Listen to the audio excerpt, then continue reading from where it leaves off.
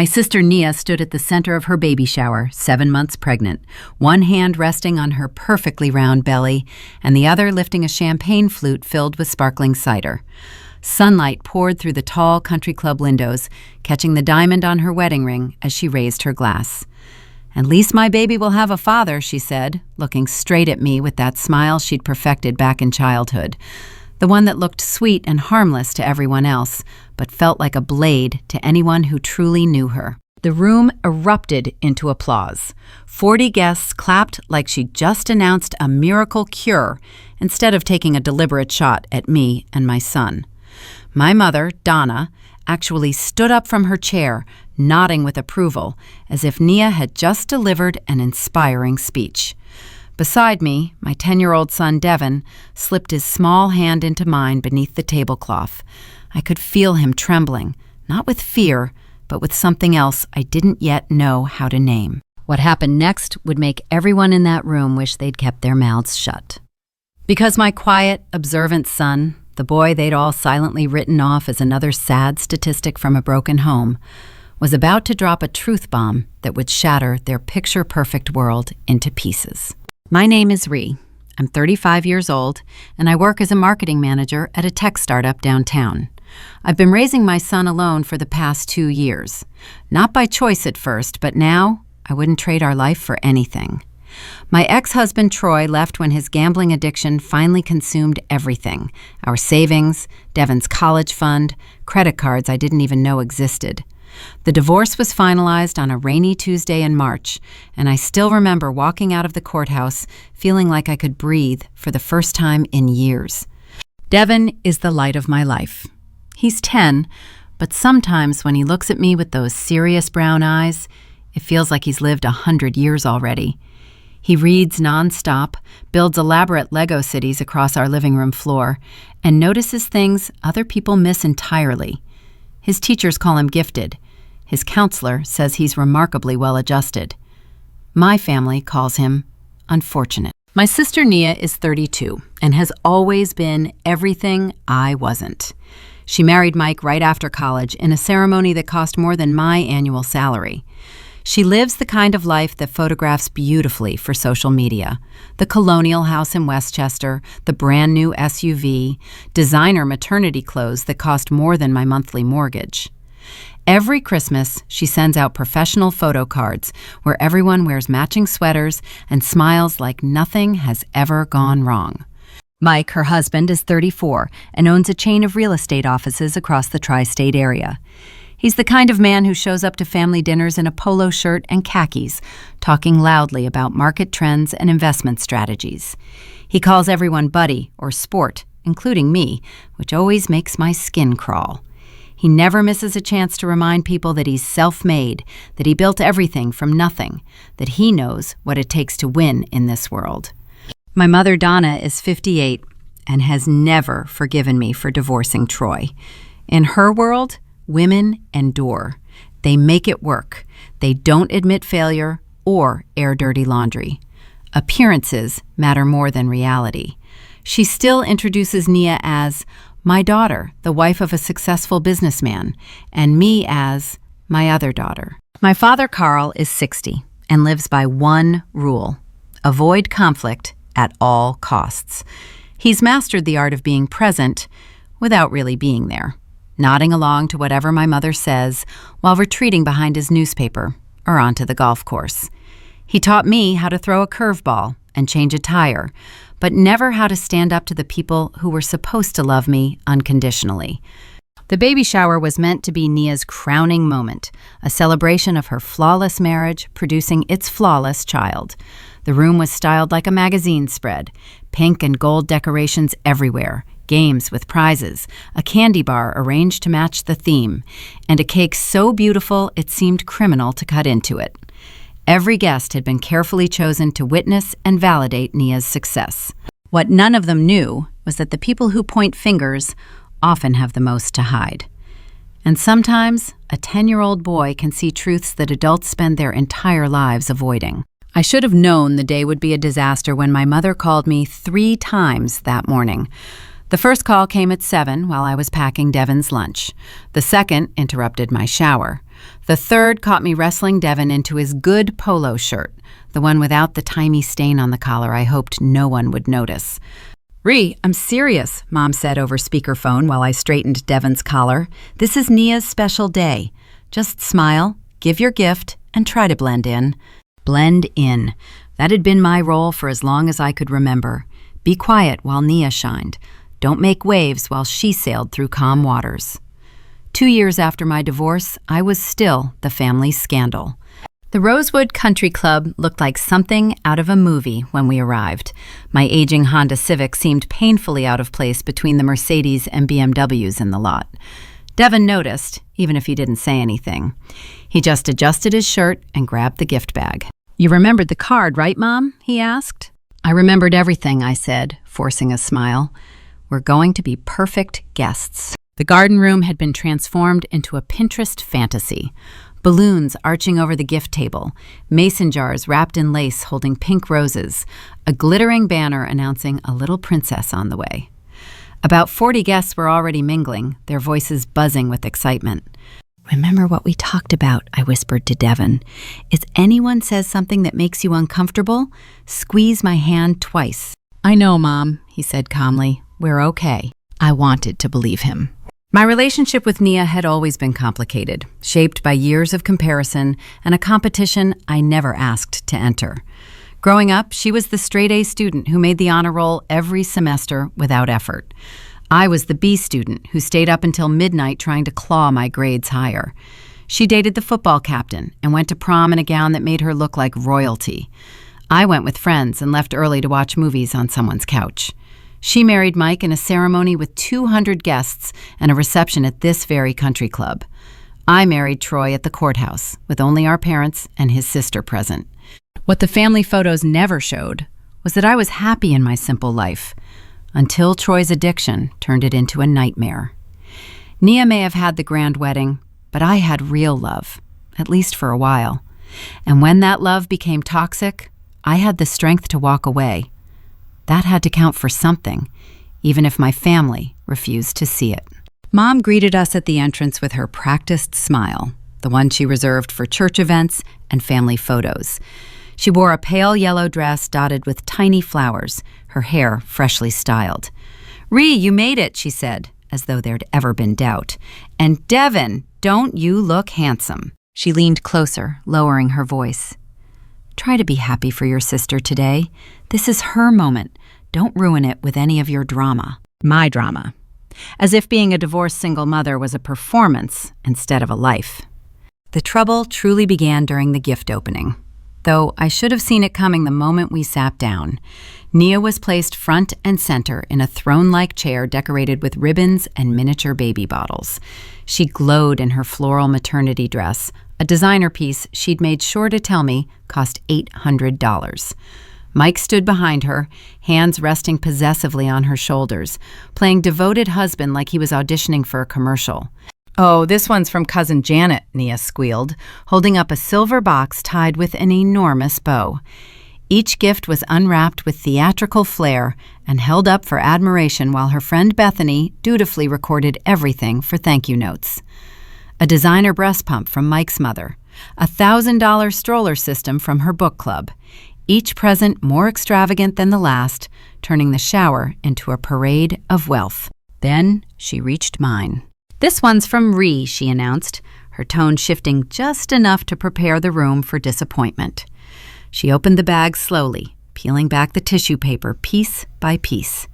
When she finally lifted out the quilt I'd spent 2 months sewing, working on it every night after Devon went to bed, she held it between 2 fingers, as if it might be contaminated. "How crafty," she said, the word landing like an insult.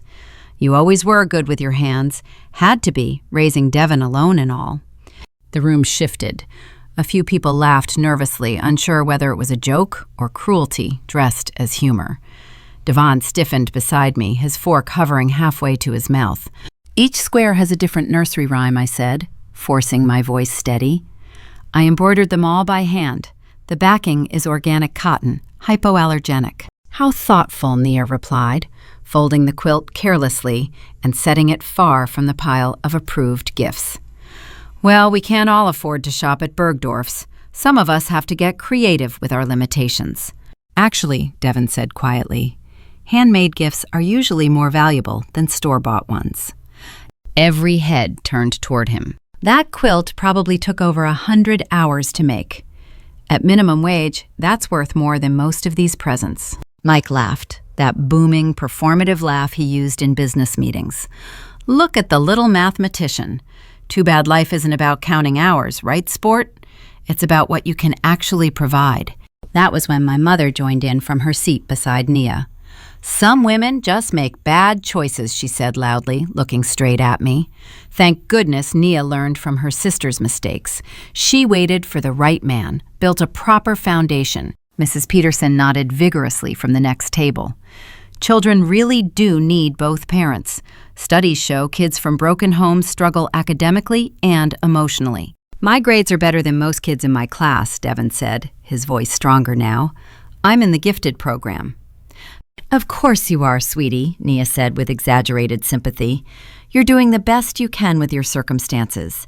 But children need male role models, someone to teach them how to be strong, how to provide. She stood then, cradling her belly dramatically. I just feel so blessed. At least my baby will have a father. Someone who will be there for every birthday, every baseball game, someone to teach him how to be a man. The room erupted into applause. 40 adults clapping for a woman who had just told a 10-year-old boy that his life was incomplete. Some of us are doing just fine, I said, my voice shaking. Of course you are, Nia replied sweetly. Devin seems adjusted enough, considering. It's not his fault his father chose gambling over family. Mike leaned in, smiling. Hey, he's got a good male role model now. Me, right, sport? I can teach him all the things Troy never stuck around for. That was when I stood, my hands trembling as I gathered my purse. Come on, Devin, I said quietly. Let's go. But his hand wasn't there. Devin stood instead, his chair pushed back with deliberate precision. His expression had changed, hurt replaced by determination. Mom, wait, he said, his voice clear enough to silence the room. He walked to the center, stopping near the gift table piled high with expensive presents. At first, people smiled indulgently. What is it, sweetheart? My mother asked. Do you want to say something nice to Aunt Nia? Actually, Grandma, Devin said calmly, turning to Nia, I have a question. Nia smiled condescendingly. Of course, sweetie. Devin paused, then said evenly, Should I tell everyone about Uncle Mike's other family? The room froze. The words seemed to hang in the air, suspended, as if the room itself needed a moment to process them. I watched the color drain from Mike's face, his hand freezing mid-handshake with Dr. Morrison from the country club. His confident, polished expression cracked instantly, the carefully constructed persona of the successful businessman splintering to reveal something panicked underneath. What are you talking about, buddy? Mike said, forcing a laugh that broke apart halfway through the word. Kids say the funniest things, don't they? Devin didn't smile. He didn't laugh. He reached into his pocket and pulled out his phone, the one I'd given him for emergencies only, the one he barely ever used. He held it up casually, not theatrically, like he was presenting evidence during his last science fair. Last month, Devon said evenly, when you took me to that baseball game, the one where you said you were teaching me how to be a man, you said we had to stop by your office first. But we didn't go to your office, Uncle Mike. The room went completely silent. We went to a house in Riverside, Devin continued, a blue house with a broken mailbox and a swing set in the front yard. Even the catering staff had stopped moving. Champagne bottles paused mid-pour. Nia stood frozen, one hand hovering near her belly. A lady named Brittany answered the door, Devin said. She had brown hair and was wearing hospital scrubs because she's a nurse, and there was a little girl with her. She ran to you and called you Daddy. That was when the room truly stopped breathing. That's ridiculous, Mike stammered. The kid's confused. I was showing a house to a client. The little girl had your eyes, Devin said calmly. Green, with a brown spot in the left one. Just like yours. She was wearing a Frozen dress and light-up sneakers. She said, Daddy's home, and you picked her up and spun her around. Nia's hand flew to her mouth. "Mike," she whispered. "You gave Brittany an envelope of cash," Devin went on. "You told me it was our secret. You said boys need to learn that sometimes men have responsibilities they don't talk about." My mother shot to her feet so fast her chair toppled backward. "This is absurd. He's lying." "I have pictures," Devin said simply. "You taught me to document things, Grandma. That's what smart people do." He turned his phone outward, swiping through photos. Mike on the porch of a small blue house, hugging a little girl. Mike pushing her on a swing, laughing. Mike at a backyard barbecue, wearing an apron that read, "Dad's Grilling." Nia snatched the phone, her face cycling through disbelief, recognition, and finally, fury. 4 years, she screamed. "She's 4 years old!" Mike reached for her. "Nia, please." She shoved him back so hard the gift table toppled. Presents crashed to the marble floor, bottles rolling, tissue papers scattering like confetti. "You've been visiting them every Tuesday," Devin said quietly. "When you told Aunt Nia you had late meetings." Mike's mother let out a wail. "Michael, tell them this isn't true." "The girl's name is Cadence," Devin said. "She's 4. Her favorite color is purple. She has a cat named Whiskers." Nia grabbed a crystal vase and hurled it. It shattered against the wall. "Get out," she said, her voice dangerously low. The room dissolved into chaos. Guests fled. Staff ushered people out. Nia sobbed in the bathroom while pink and gold decorations hung crookedly around the wreckage. Mom turned on me. "Did you know?" "No," I said. "I don't keep secrets that destroy families." She turned on Devon. "How could you ruin her day?" I stepped in front of my son. "How could you all tear him apart and expect silence?" Devin looked up at her. "Uncle Mike said not to tell, but Aunt Nia was already hurting Mom, and you helped." 2 weeks later, Nia moved back home. Divorce papers followed. Mike's other family emerged into the light. Lies collapsed under evidence. Family dinners changed. Judgment stopped. Devon grew stronger. That night, as I tucked him into bed, he asked, "Did I do the right thing?" "You told the truth," I said. "That matters." He nodded. "Maybe having a father isn't the important part. Maybe having someone who teaches you to tell the truth is." The baby shower became legend. But for me, it was the day my son taught a room full of adults what integrity really looks like. 2 weeks later, Nia moved back into our parents' house. The divorce papers were filed within a month, Mike scrambling desperately to salvage something, anything, but her lawyer was ruthless. When you can document 4 years of deception, judges tend not to be sympathetic. Mike's other family stepped out of the shadows soon after.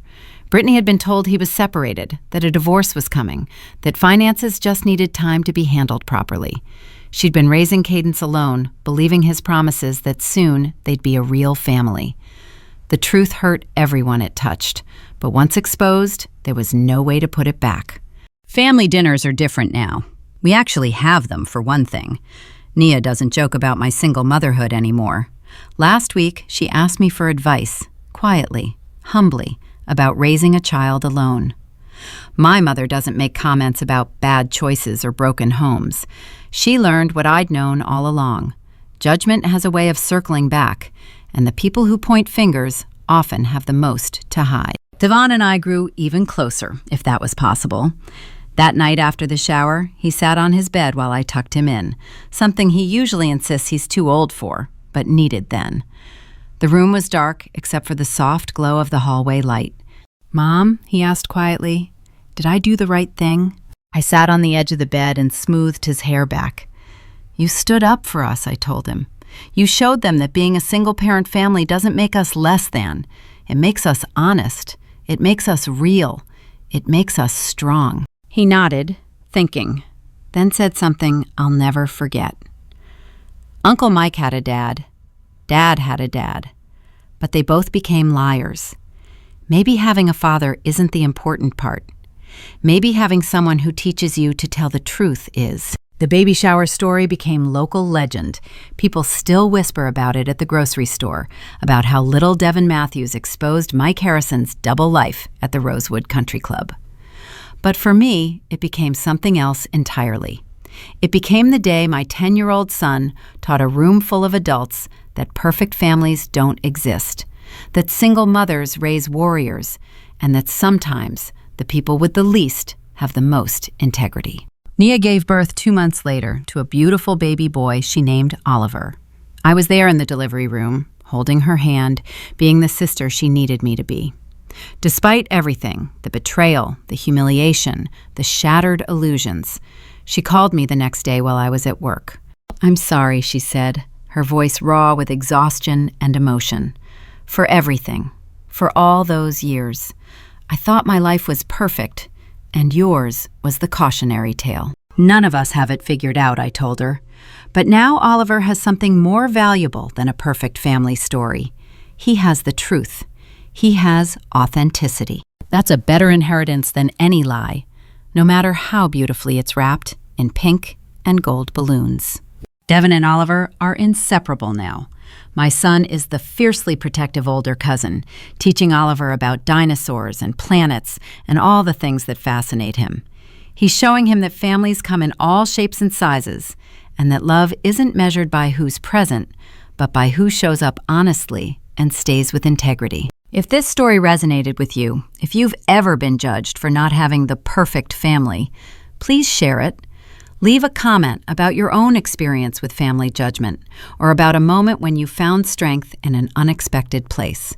And don't forget to subscribe to the channel for more stories about real families, real struggles, and the surprising ways truth always finds its way to the surface.